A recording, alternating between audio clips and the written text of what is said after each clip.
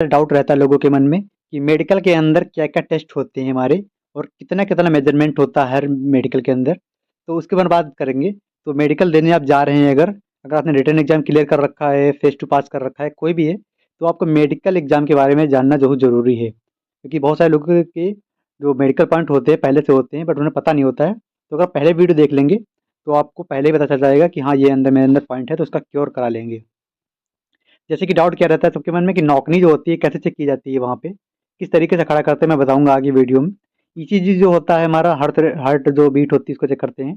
तो ईसीजी के अंदर क्या सोचे, कैसे रिएक्ट करे उस टाइम कि ईसीजी का पॉइंट ना बने, मैं बताऊँगा इसके बारे में भी। और आई के बारे में कितनी दूर से हमें पढ़वाते हैं, कौन से लेटर पढ़वाते हैं, कहाँ पे कैसे पढ़वाते हैं बताऊँगा। और हियरिंग टेस्ट जो होता है जो सुनने वाला की वर्ड बोलते हैं हम सुनना होता है, तो कितनी दूरी से कराते हैं मैं बताऊँगा आगे वीडियो के अंदर। बाकी मैंने वीडियो को बहुत ही डिटेल्ड वे में समझा रखा है आगे क्योंकि बड़ा वीडियो है आपको दिख रहा होगा बड़ा वीडियो। तो मैंने समझा रखा है बहुत डिटेल वे में कि किस टाइम क्या होता है। मैंने मेडिकल दे रखा है कानपुर के अंदर। पिछली बार जो 02 इनटेक था 02 2023 इस इनटेक के अंदर दे रखा है। तो मैं पूरा बताऊँगा टाइम टेबल कि किस टाइम कौन सा टेस्ट होता है कि मान लिया कि ईसीजी किस टाइम होता है। जाते टाइम हो जाता है सुबह ही सुबह कि दोपहर में कब होता है कि खाना खाने के बाद में कब क्या होता है। मैं पूरा शेड्यूल बताऊँगा कैसे क्या होता है। बाकी आगे मैं डिस्कस करूँगा, ये तो बताऊँगा ही कि जो कैसे-कैसे होता है, किस टाइम क्या होता है। बाकी इसके साथ मैंने कुछ फ़ोटोज़ का यूज़ किया है समझाने के लिए बहुत डिटेल वे में कि जैसे मान लिया अभी आप बैठे हैं घर में, तो इसी टाइम आप कैसे जान सकते हैं कि मेरा ये पॉइंट है। तो मैं वीडियो में आगे बताऊँगा, सबसे लास्ट में बताऊँगा ये चीज़ कि आप अगर इसी टाइम बैठे हैं और इसी टाइम आप देखना चाहें, मान लीजिए जैसे कि एक पॉइंट बनता है वेरिकोज़ वेन्स का, तो वेरिकोज़ वेन्स का पॉइंट कैसे बन सकता है, मैं बताऊँगा, तुरंत बताऊँगा, वो तुरंत आपको करना पड़ेगा उसी टाइम। आप देख सकते हैं अभी जान जाएँगे कि आपके वेरिकोज़ वेन है या नहीं है। ठीक है, तो अगर आप चैनल पे नए हैं, तो चैनल को सब्सक्राइब कर लेंगे क्योंकि एयरफोर्स से रिलेटेड जितने भी वीडियो होते हैं, मैं इन पे डिटेल्ड वे में वीडियो बनाता रहता हूँ। बाकी आगे आने वाले समय में रिव्यू के लिए, फेज़ 2 के रिव्यू के लिए भी आप चैनल को सब्सक्राइब कर लेंगे। एक-एक सेंटर का मैं रिव्यू आपको प्रोवाइड करूँगा और अगर आपको वीडियो अच्छा लग रहा है तो लाइक अभी ना करना, अगर अच्छा लगे तब लाइक करना, अभी मत करना। और अगर आप टेलीग्राम के ऊपर जुड़ना चाहते हैं, वहाँ पे जीडी प्रैक्टिस में कराता हूँ, जी जो ग्रुप डिस्कशन होता है फेज़ 2 के अंदर, उसकी प्रैक्टिस कराता हूँ एयरफोर्स के अंदर। तो अगर उससे जुड़ना चाहते हैं मैं टेलीग्राम ग्रुप से, तो उसको जॉइन करके अपनी प्रैक्टिस को बढ़ा सकते हैं, प्रैक्टिस को एनहांस कर सकते हैं। बाकी अब बात कर लेते हैं, सबसे पहले बात करेंगे हम, पहले बात करेंगे मैं बता देता हूँ वीडियो के शेड्यूल में। सबसे पहले बात करेंगे डिटेल्ड वे में कि वहाँ पे किस कैसे-कैसे होता है, पहले जाओगे तो क्या होगा, लास्ट में जाओगे तो क्या होगा, इसके बारे में बात करूँगा। लास्ट में बताऊँगा कि आप अभी इस टाइम बैठे-बैठे कैसे चेक कर सकते हैं। तो चलिए वीडियो शुरुआत करते हैं। पहले बात कर लेते हैं हम कि जब पहले जाएँगे घर से तो कैसे जाएँगे? मतलब मेडिकल टेस्ट देने जाएँगे, तो क्या खा के जाना है, क्या नहीं। तो सबसे पहले रिस्ट्रिक्शन ये होती है कि 12 से 14 घंटे पहले आप कुछ खा के ही नहीं जाएँगे, केवल पानी वगैरह पी लेंगे बस। तो 12 से 14 घंटे का टाइम होता है, इसमें आप कुछ खा के नहीं जाते हैं पहले।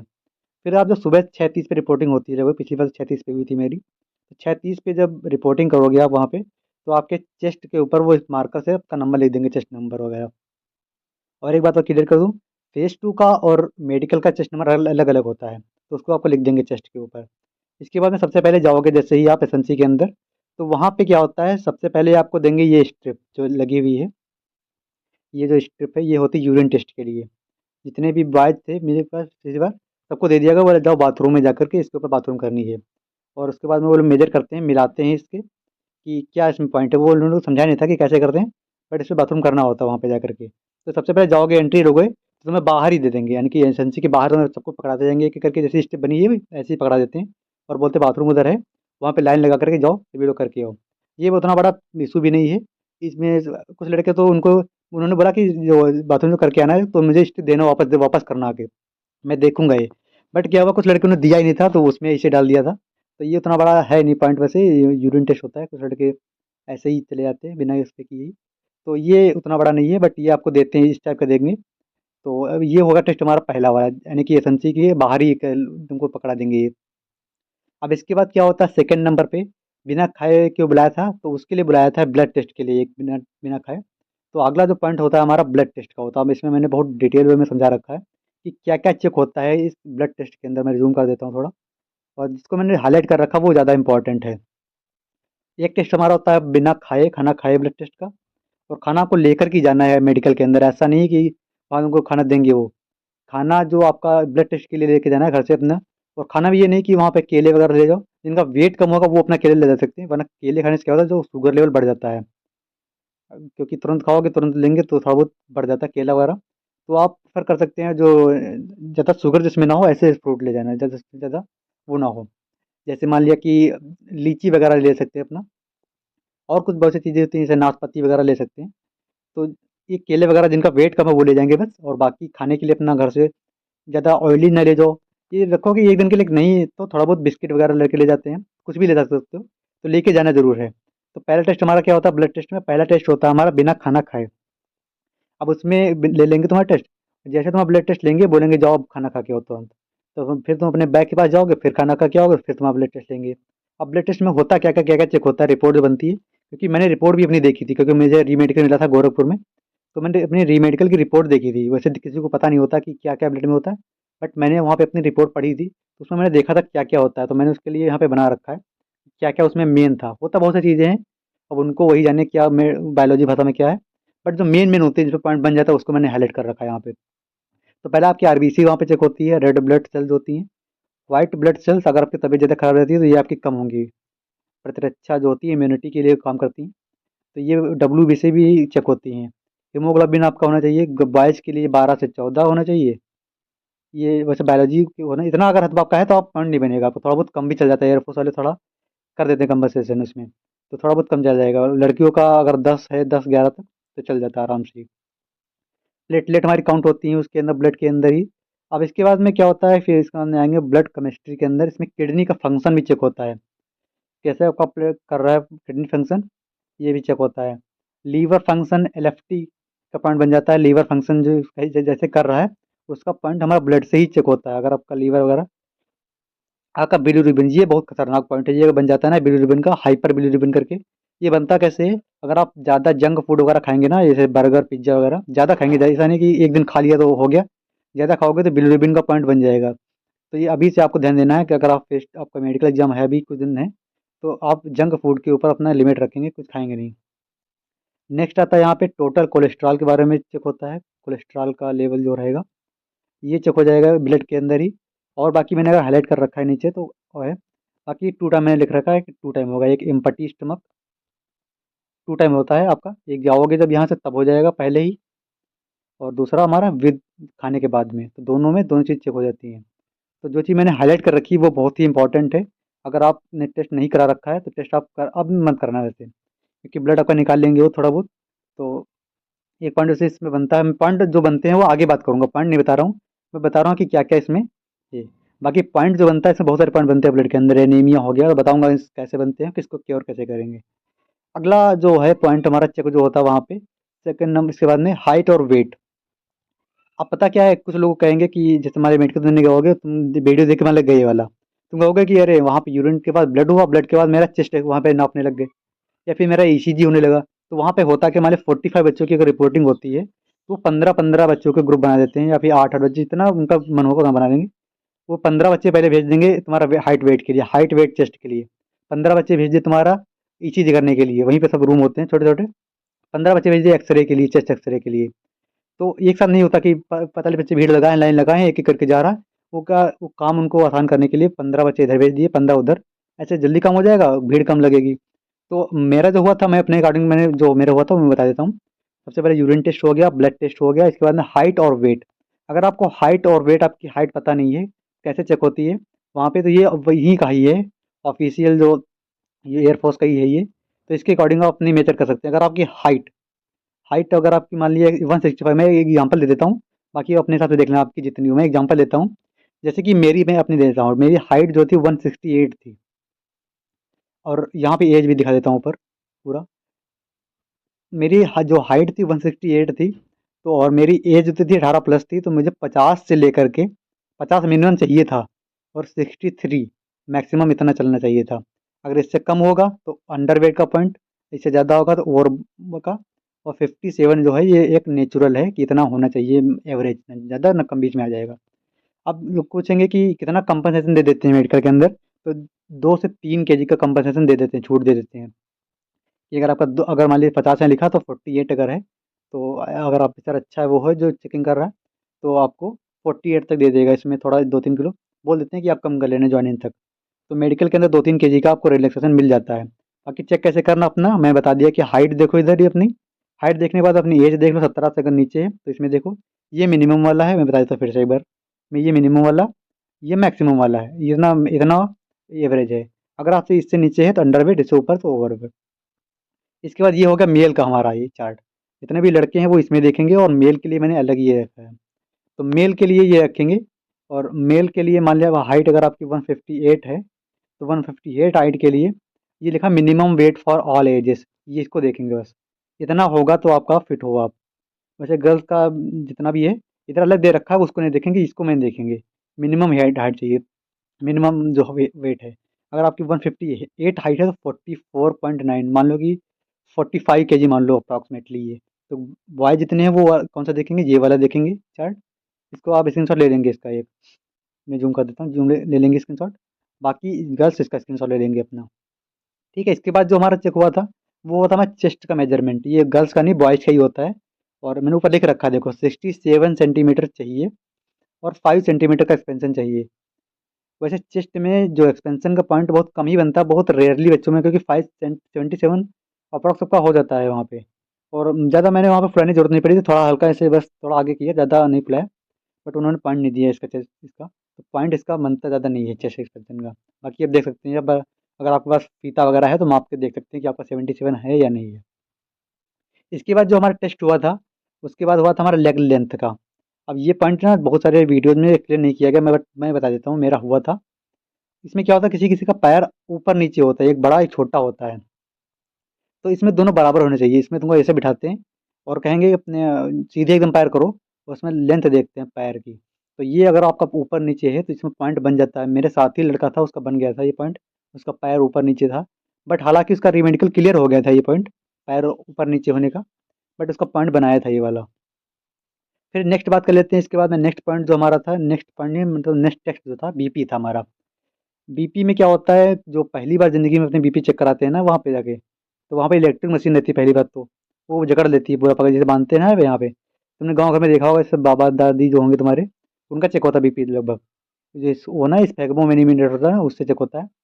तो उसमें क्या है, उसमें डॉक्टर हवा जैसा भरते हैं, वो नहीं वहाँ पे होता है, वो वहाँ पे होता है इलेक्ट्रिक वाला। तो इलेक्ट्रिक वाला मैंने ज़िंदगी में पहली बार टेस्ट कराया था ये बीपी का अपना। मुझे पता भी नहीं था कि कैसे होता है क्या? देखा था बट मैंने कराया नहीं था कभी। तो उसने यहाँ पे बाँध दिया मेरे, और उसने दबाया मशीन को, तो उसने जकड़ लिया। हालाँकि मेरा बीपी का पॉइंट बना था। मैं बताऊँगा क्यों बना था, कैसे बना था? मुझे फ़ीवर था उस दिन बहुत ज़्यादा। बताऊँगा अभी आगे चल के मैं क्या-क्या वो चेतावनी बरतनी है कि आप मेडिकल तक फिट रहें अच्छे से। मेरा बीपी पॉइंट बन गया था ये।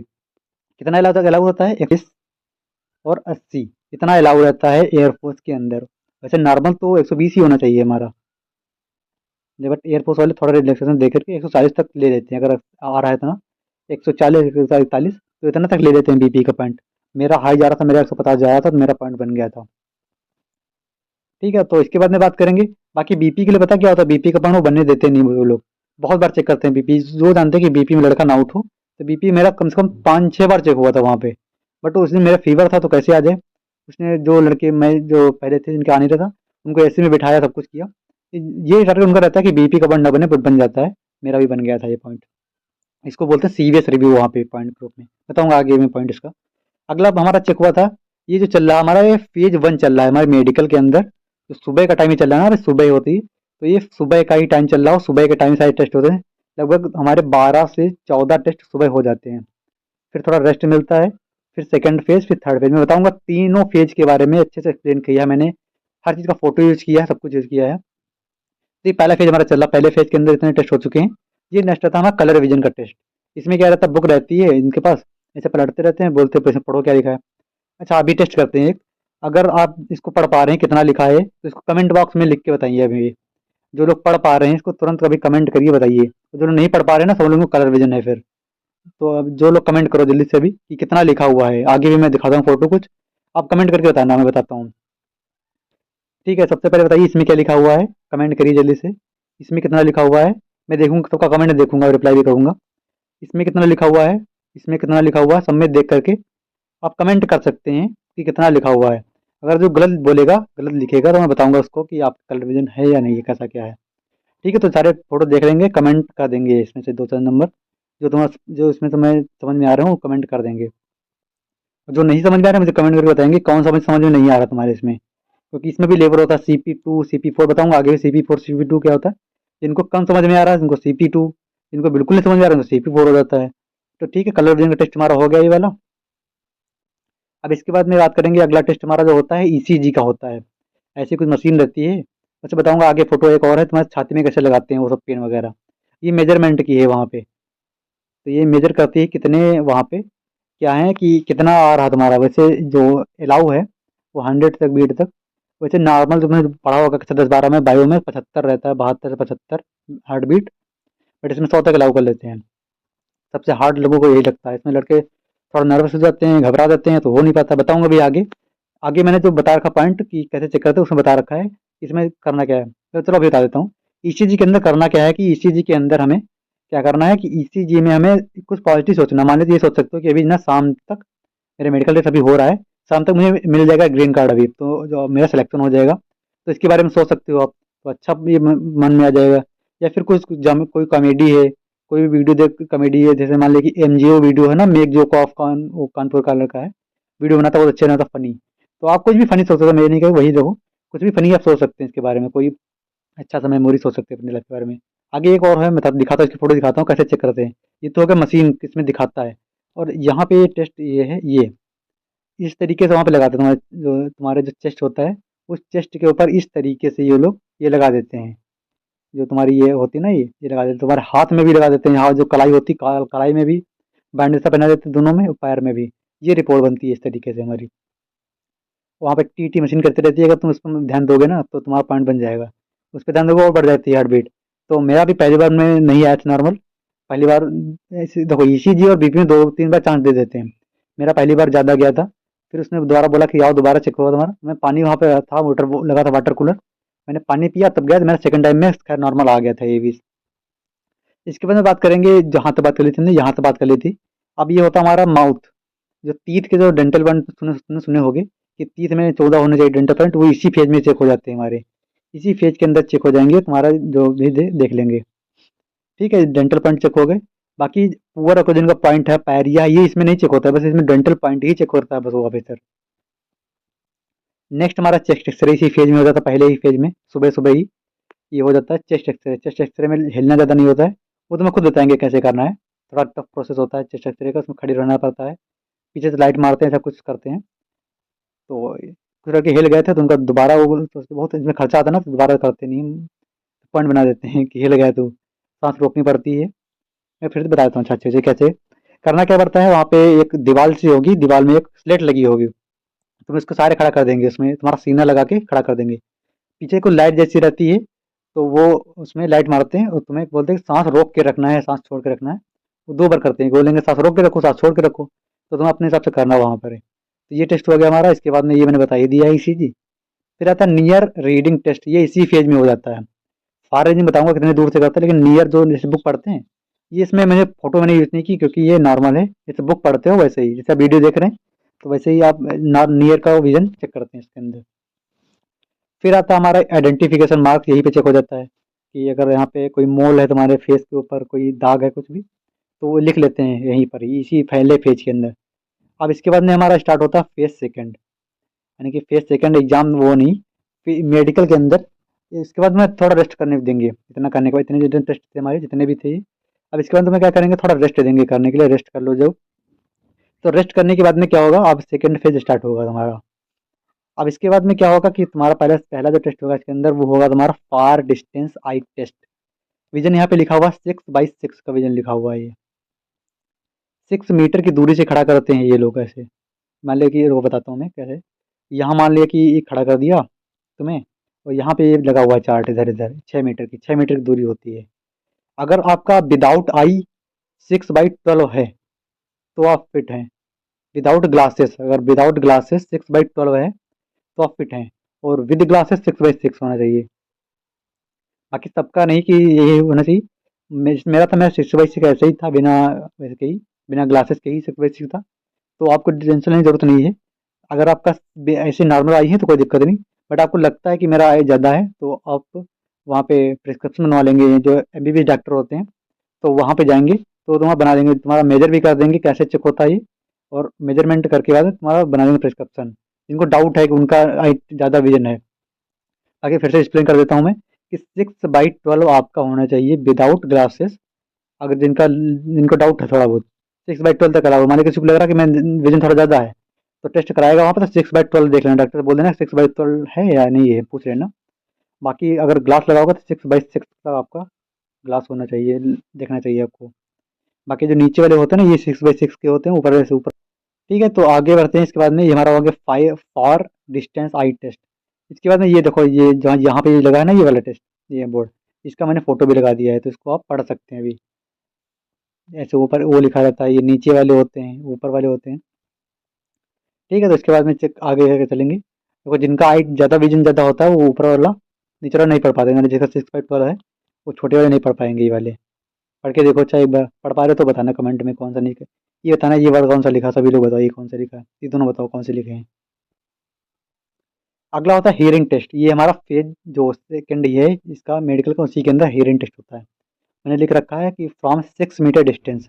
अब सबसे टफ मुझे यही लगा था, पता नहीं क्यों लगा था। मुझे सुनाई वहाँ पे थोड़ा, वो बहुत स्लो बोलते हैं। यहाँ बैठेंगे, यहाँ तुम्हारे पैर रहेंगे, और क्या करेंगे कि तुम्हारे कान के पास में ऐसे कागज लेंगे, कागज के ऊपर पेंसिल ऐसे ऐसे घुमाएंगे, तो आवाज़ नहीं होती, ऐसे गिर गिर की आवाज़ नहीं होती ऐसे। तो उसमें वो कागज के ऊपर पेंसिल घुमाएंगे तो वॉइस क्रिएट होती है। तुम्हें उस वॉइस पे ध्यान नहीं देना है, बल्कि ध्यान देना है जो ऑफिसर यहाँ बैठा होता है वो ऐसे बोलता है। वो ऐसे नहीं बोलता कि 56, 37 ऐसे नहीं बोलता है। आप ध्यान से सुनेंगे, मैं बोलने जा रहा हूँ अच्छी तरीके से जैसे बोलता है, 56, 37, तो ऐसे बोलता है वो। मतलब वॉइस नहीं निकलती, बस हवा के माध्यम से तुम्हें सुनाई पड़ता है। तो ऐसे नहीं बोलता कि 57, 58। जैसे मैंने बोला पीछे, अगर आप लीड ईयरफोन लगाए हैं तो ईयरफोन लगा करके सुन सकते हैं मैंने कैसे बोला है, उसको ध्यान से। ठीक है, इसके बाद में क्या होगा कि ये हमारा टेस्ट हो गया हियरिंग टेस्ट। इसके बाद में होता है हमारा ENT। ये हमारा फेज से जो जो दूसरा चरण हमारा चल रहा है। पहला चरण खत्म हो चुका है, रेस्ट करके हम लोग आ चुके हैं, ये सेकंड वाले में हो रहा है। तो ईयर उसमें देखते हैं, तुम्हारे ईयर साफ हैं। ईयर वैसे तुम्हें पहले ही साफ कराने चाहिए। फेज 2 देने जा रहे हो तभी करा लो, चाहे चाहे नेट के देने तभी, घर से करा के देना पड़ता है क्लिनजिंग इसकी। नोज के अंदर बताऊंगा पॉइंट क्या बनता है, डीएनएस बनता है वैसे। थ्रोट अब आपका प्रॉपर है कि नहीं है, तो ये हमारा ENT का बन जाता है। इसी के अंदर पता क्या चेक करते हैं, तुम्हारा स्टमक जो होता है, स्टमक को दबा के देखेंगे, जो एक पॉइंट होता है ना, आंत उधर जाती है, उसको बोलते हैं हार्निया। वो यहीं पे चेक हो जाता है, हार्निया का पॉइंट। तो ईयर, नोज, थ्रोट, तुम्हारा जितना भी ENT का ऊपर वाला जितना भाग है फेस का, उसमें चेक हो जाता है। बाकी स्टमक पे वो दबा के देखते हैं, पूछेंगे दर्द हो रहा है ऐसा कुछ, तो हार्निया का पॉइंट यहाँ पे चेक हो जाता है। इसके बाद आ जाएंगे हमारे प्राइवेट पार्ट के चेकअप के ऊपर। अभी इसमें एक रूम रहता है, उसमें ऐसा नहीं कि एक एक करके नहीं बुलाते हैं, पूरा ग्रुप बना देते हैं 15 का। जैसे मान लीजिए ये सब लड़के खड़े हैं, ऐसे ऐसे खड़े हुए हैं, तो यहाँ पे प्राइवेट पार्ट चेक होते हैं। आगे मैंने डिस्कस कर रखा है कि इसमें क्या क्या पॉइंट बनते हैं प्राइवेट पार्ट के अंदर। नेक्स्ट हमारा होता है, ठीक है, तो यहाँ तक हमारा फेज सेकंड भी खत्म हो जाता है। अब हमारे इसके अंदर जितनी भी चेक हुई हैं, ये हमारा लगभग ये मान लो कि ये जो हमारे टेस्ट हुए हैं, ये टेस्ट सारे हो जाते हैं, लगभग दोपहर तक हो जाते हैं। दोनों दोनों चरण हमारे खत्म हो चुके हैं। अब इसके बाद मेन आता है, मेन टारगेट यहाँ पे होती है। इसके बाद में फेज 3 स्टार्ट होता है। फेज 3 के अंदर क्या होता है कि हमें कराई जाती है एक्सरसाइजेस। जैसे मान ले नौकनी वगैरह यही चेक होती है। अब फेज 3 के अंदर ही जो चरण 3 हमारा स्टार्ट होगा, इसी में नौकनी चेक होता है, इसी में वेरिकोज वेन्स चेक होता है, इसी में तुम्हारा जो स्क्वाट वगैरह, इसमें भी इसमें पुशअप लगवाते हैं, रीढ़ की हड्डी सही है कि नहीं सही है, सब इसमें चेक होता है पूरा। हालांकि मैंने पॉइंट डिस्कस कर रखा है आगे, अभी बताऊंगा कि कौन सा पॉइंट बनता है इसके अंदर। इसको इसकी फोटो तो मेरे पास है नहीं, क्योंकि एक्सरसाइज क्या कराते हैं मुझे याद तो है, बट इसमें फोटो नहीं थी। तो मैंने इसके पॉइंट बता रखे हैं कि इसमें क्या क्या पॉइंट बनते हैं, आगे बताऊंगा अभी है। तो नेक्स्ट जो स्टार्ट करेंगे, तो वो स्टार्ट करेंगे फेज 3 के बारे में। अभी बात कर लेते हैं फेज 3 होता है मेडिकल आफ्टर लंच। जो हमारा चरण 3 स्टार्ट होगा, इसमें क्या होगा, तो इसमें होती है एक्सरसाइजेस हमारी। बहुत सारी एक्सरसाइज होती है हमारी, पुशअप इसमें लगवाते हैं। ये मान लो जितने तुम्हारी एक्सरसाइज फेज 2 के अंदर नहीं हुई थी, स्क्वाट वगैरह, उससे ज़्यादा इसके अंदर हो जाती है, बहुत करवाते हैं इसके अंदर। इसके अंदर नौकनी हमारे पोजीशन दिलवाते हैं, खड़ा करते हैं। हमारा जो हैंड मूवमेंट है, clock wise anti clock wise घुमाते हैं पूरा। जो हमारी नेक है, गर्दन है, उसको घुमाते हैं पूरा क्लॉक वाइज। मतलब पूरी बॉडी स्ट्रक्चर यहाँ पे पूरी घुमाते हैं, सब कुछ एक एक अंग। और उसमें जो पॉइंट बनते हैं, ये सबसे खतरनाक पॉइंट यही होते हैं यहीं पे। तो बताऊंगा, आप सीधे स्टार्ट करते हैं हम लोग पॉइंट के बारे में। तो अभी बात कर लेते हैं जो हमारे पॉइंट आप अभी चेक कर सकते हैं इसी टाइम। अगर आप घर में हैं अभी, तो इसी टाइम देख करके पॉइंट जो चेक कर सकते हैं वो मैं बताने वाला हूँ अभी आप। तो अभी साथ साथ चेक करेंगे। ये पहला पॉइंट होता है हमारा हाइपर हाइड्रोसिस का, ये मेरा पॉइंट बना था खुद का। इसके अंदर वो जो स्वेटी पाम होती है वो आ जाती है। जब ऐसा नहीं कि थोड़ा बहुत आ गया तो ज़्यादा आता तब उस बनता है, मेरे ज़्यादा आ रहा था तो बन गया था पॉइंट ये कानपुर के अंदर। अब इसके अंदर क्या कर सकते हैं आप, अभी थोड़ा बहुत पुशअप लगा दीजिए, थोड़ा बहुत स्क्वाट लगा दीजिए, उसके बाद अगर आपको पसीना आ रहा है हाथों के अंदर तो आपके स्वेटी पाम है। इसका सोल्यूशन मैं बता देता हूँ। सोल्यूशन इसके 2-3 होते हैं। और ऑल ड्राई करके एक आता है, वो क्या कहते हैं उसको, स्प्रे टाइप का, लोशन टाइप का आता है, ऑल ड्राई। ऑल ड्राई आप इसको यूज़ कर सकते हैं अगर आपके है। बाकी एक महंगा भी ट्रीटमेंट है, उसको इंजेक्शन वगैरह लगते हैं इसके अंदर, वो अगर ना प्रेफर करो ठीक है, वो महंगा 15-16 हज़ार रुपये का होता है, वो उसको ना प्रेफर करो। ये लोशन ले लेना आप, ऑल ड्राई नाम से इसका नाम ले देता हूँ मैं, all dry. All DRY, all dry, इसको ले लेंगे अगर आपके निकल रहा है पसीना ज़्यादा तो। ठीक है, इसके बाद में फिर बात करेंगे हम लोग नेक्स्ट में, ये हमारा ये होता है नोज़ का पॉइंट, मैंने बोला था उसके अंदर कि इसमें लिखा है डिवाइडेड सेप्टम। तो ये इसको मान सकते हैं, ये तरीके से DNS मान सकते हैं। DNS ही होता है जो मैंने बोला था ना, ENT चेक होता है, तो इसमें ईयर नोज नोज के अंदर तुम्हारे यहाँ पे देखते हैं डाल के सिलाई वगैरह कि ये अगर नाक का पार्ट ऐसे टेढ़ा है, इसको अभी देख सकते हैं अपने अंदर कि ये टेढ़ा तो नहीं है, तो DNS का पॉइंट बन जाता है। इसके अंदर भाई स्टेज होती है, एक होती है माइल्ड, होती है ग्रॉस, होती है मॉडरेट, होती है। तो अगर आपकी माइल्ड वगैरह है तो चल जाएगा काम, कोई ज़रूरत नहीं है कोई इसका सर्जरी कराने की। वैसे सर्जरी के बारे में बता दो, सर्जरी अगर आपने 6 मंथ वैसे अलाउ रहता है कि 6 मंथ पहले होनी चाहिए कोई सर्जरी, बट अगर आपने मान लिया अभी जब कराओगे, मान लिया अगर पॉइंट मिल जाएगा तो आप कराओगे, उसके बाद में कराओगे तो अगर आपका हील हो गया है पूरी तरीके से, तो हील होने के बाद में आप फिट हो जाओगे, वहाँ पे फिट कर दिया जाएगा। इसके बाद में नेक्स्ट आप पॉइंट जो अभी चेक करने वाले हैं वो एकनी। अब ये कुछ बच्चों के बहुत ज़्यादा, ऐसा नहीं कि दो दो दाने हैं तो तुम सोचो मैं पॉइंट बन गया, दो दाने नहीं, बट ये मान सकते हो कि अभी पेन कलर चेंज कर लेता हूँ मैं। तो 2 पॉइंट अगर ज़्यादा तुम्हारे हैं, कुछ लोगों के होते थे ना कक्षा 12-11 के बाद में, देखा होगा बहुत सारे लोगों के एक्नी हो जाते हैं, तो बहुत ज़्यादा अगर आपके हैं तो आपका ये पॉइंट बनेगा ही बनेगा। हालाँकि पॉइंट टूट जाता है, इतना आसान पॉइंट है, इतना नॉर्मल है। पहले पता जब मेरे पॉइंट बना था कोई लड़कों का, तो मैंने सोचा कि एयरफोर्स में जाने के लिए खूबसूरत होना भी ज़रूरी है क्या? तो ऐसा नहीं है, बट वो नहीं, दिक्कत होती है। कुछ लोग को प्रॉब्लम ही होती है एक्ने की ज़्यादा। तो इसको देख लेंगे, अगर आपके पास कुछ क्रीम वगैरह है तो लगाना स्टार्ट कर देंगे उसको। नेक्स्ट पॉइंट जो अभी अभी आप चेक करेंगे तुरंत-तुरंत, वो हमारा है वेरिकोज़ वेन्स। ये पॉइंट मेरा बना था, मेरे 3 बने थे, मैंने तीनों एक्सप्लेन कर दिए। बीपी का, हाइपर हाइड्रोसिस, 30 पाम वाला, और ये वेरिकोज़ वेन्स। इसमें करना कैसे है, इसको चेक कैसे करना है अभी? तो अभी आप खड़े हो जाइए और अपने जो पैर की अंगुलियाँ हैं, पैर का अंगूठा पूरा, उस पैर की अंगुलियों के ऊपर उछलिए आप। कम से कम 15-20 बार उछलिए। उसके बाद में उन्हीं पैर की अंगुलियों पे खड़े हो जाइए। पैर की अंगुलियों पे 15-20 उछलना है, 15-20 बार। तो उस पे खड़े हो जाओ, किसी किसी से बोल दो घर में, कोई भी आस-पास हो, तो उससे बोलो यहाँ के ऊपर देखो कोई वेंस बाहर तो उभरी हुई तो नहीं नज़र आ रही हैं। तो ये मेरी यहाँ पे पॉइंट बन गया था, इसी में मैं आउट हो गया था वेरिकोज़ वेन्स में ही। तो ये बहुत खतरनाक पॉइंट है ये। हालाँकि मैंने बहुत सी यूज़ की थी, बहुत सी चीज़ें कि मैंने उसमें ऑयल का भी यूज़ किया था। आरा वाले भैया से मैंने बात की थी तो उन्होंने मुझे बताया था इसके बारे में। तो वो तो मैंने यूज़ किया था उसमें ऑयल वगैरह, लहसुन और उसका तेल, और बाकी मैंने थोड़ा बहुत और किया था एक्सरसाइज वगैरह। बाकी इसको अभी आप चेक कर सकते हैं कि अगर आप उछलेंगे इसके ऊपर, उंगलियों के ऊपर, तो आपका यहाँ पे बन जाएगा ये। अगर वनस उभर आ रही हैं तो आप, इसके पॉइंट ये है। ठीक है, और उसके बाद में बात करेंगे हम लोग, ये हमारा केबिटस वल्गस का पॉइंट, ये कितना अलाउ रहता है, ये हाथ हमारे, हालांकि मैंने आगे एक इमेज और ये डाली है, ये कहाँ गई, इधर है ये, इसमें ज़्यादा से समझ पाओगे। इसमें क्या होगा कि जो जो तुम्हारा ये बन रहा है ना, ये एंगल, ये 15 डिग्री तक फिट होगा, 15 डिग्री तक आपको फिट माना जाता है। अगर 18 तक भी चल जाता है, कभी कभी जो ऑफिसर अच्छे होते हैं वहाँ पे चेक करने वाले डॉक्टर्स, वो 18 तक कर देते हैं, वैसे 15 तक ही अलाउ है। तो ये एंगल देख लेंगे, सामने हाथ करेंगे तो जैसे लड़का ही किए इसी तरीके से करेंगे, तो ये ज़्यादा बाहर ऐसे नहीं होनी चाहिए, ये तो ऐसे बने ना पूरा धनुष आकार, तो धनुष आकार नहीं बनना चाहिए इधर की ओर, ये ऐसे। इसी का फोटो मैंने वहाँ पे लगा रखा था, सेम सेम ये पॉइंट है ये, क्यूबिटस वल्गस नाम होता है इसका। ये नॉर्मल हैंड है, ये ऐसा है। ठीक है, इसका तो ये जो पॉइंट हमारा है, ये हमारा डीप बाइट के बारे में है। डीप बाइट में क्या होता है कि इस साइड से, मैं आपको एरो दिखा देता हूँ, एरो लगा करके, इस तरफ से क्या होता है कि इधर से अंदर दांत झुके होते हैं, इधर से अंदर के झुके होते हैं, तो इसको बोलते हैं डीप बाइट का पॉइंट। ये दांत अभी आप बंद करेंगे, शीशे में देखेंगे तुरंत देखो अभी, वरना फिर नहीं ध्यान लगेगा आपको। तो ये डीप बाइट बनता है, अंदर के दांत और झुके हुए होते हैं। इसके बाद में बनता है हमारा पॉइंट, ये होता है क्रॉस बाइट। तुमको सेम लग रहा, सेम नहीं है ये क्रॉस बाइट है, वो डीप बाइट था। तो इसमें क्रॉस बाइट में क्या होता है, ये देखो दाँत के ऊपर दाँत आ रहा है, ये अंदर है और ये बाहर है। तो ये होता है क्रॉस बाइट। अंतर आपको समझ में आ गया होगा कि अंतर क्या है? अंतर ये है कि ये अंदर की ओर दोनों झुके होते हैं। इसमें एक ये अंदर की ओर जा रहा है, एक ऊपर से। क्रॉस मतलब क्या बनता है? ऐसे कट बन जाता है।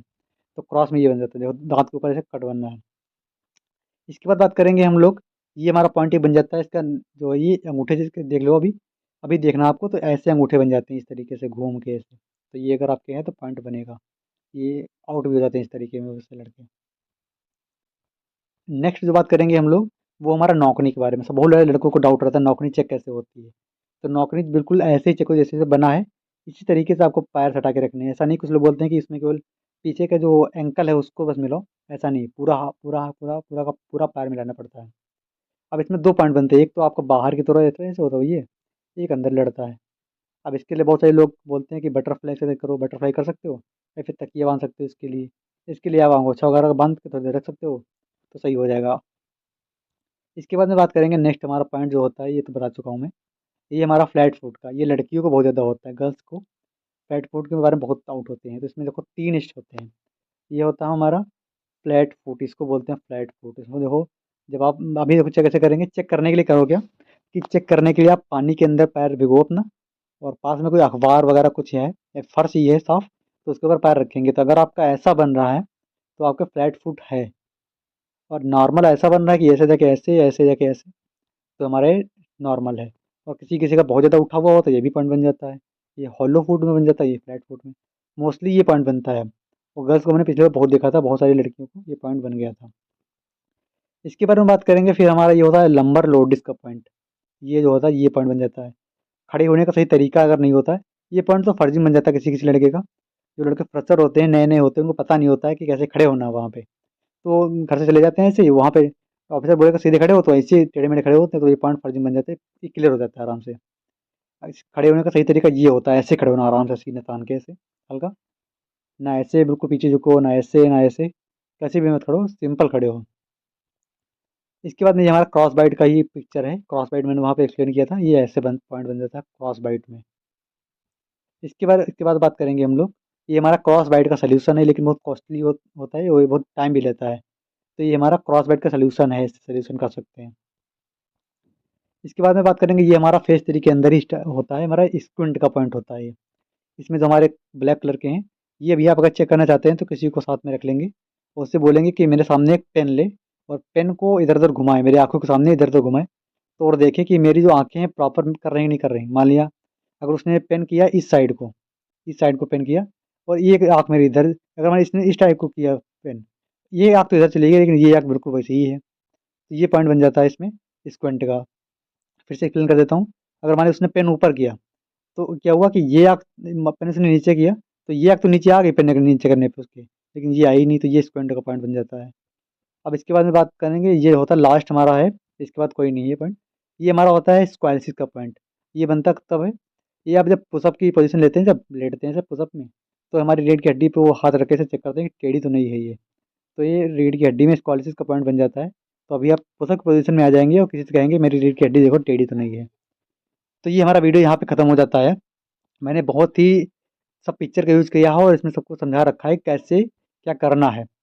अगर आपको कोई डाउट रह जाता है तो कमेंट सेक्शन में पूछ सकते हैं, या फिर टेलीग्राम चैनल पे जाकर के मुझसे पूछ सकते हैं वहाँ पर भी। ठीक है, चैनल अगर अच्छा लगा है। बाकी अगर आप फेज़ 2 के रिगार्डिंग और कुछ जानना चाहते हैं तो मैंने वीडियो बना रखा है, वीडियो को वॉच कर सकते हैं। ठीक है, तो अभी एंड करते हैं वीडियो को। जय हिंद।